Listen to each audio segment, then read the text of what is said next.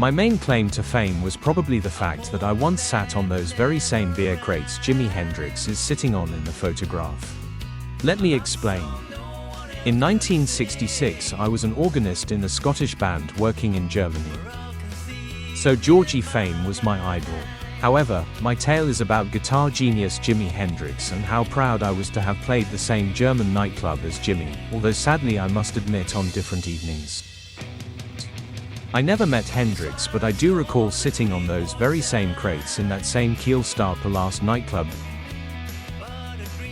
We would gig 7 nights in a row at that same Kiel Star Palast in Germany, north of Hamburg, before moving on to the next town of Lüneburg, then Schleswig and finally Dortmund.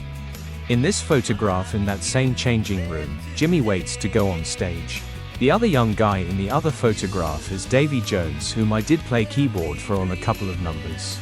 We were simply doing the same as another, young, unknown band who had backed Davy just 3 years earlier in another club. They were called the Beatles.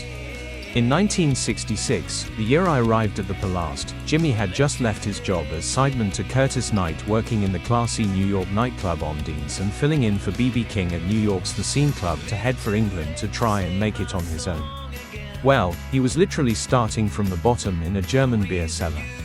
I recall the feeling well. However, a German pop fan, journalist Inge Hansen in her blog, vividly described the music scene so much better than I ever could from back then. Most of the groups come over from England, Scotland or the USA to play on the Star Palast Club, which is open every day, all day. A band, perhaps 2, plays every evening. Back then, 3 songs are played and then you could talk. The dancers can sit down between the dances and have a drink. Bands like Bill Haley, Lord Sitch and Eric Clapton's band Cream play on the Kiel Star Palast stage. Admission usually costs 1 mark, unless the great Jimi Hendrix is up on stage. That cost us 5 marks. Her friend Henry, a budding guitarist, recalls, "I have never seen anything like the way this guy plays the guitar with the teeth, and also behind the back."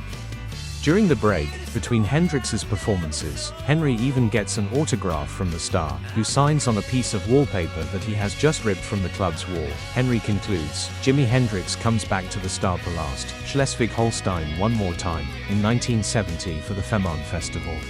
A short time later he dies. The era of the Star Palast, Star Palace, ends with the turn of that year.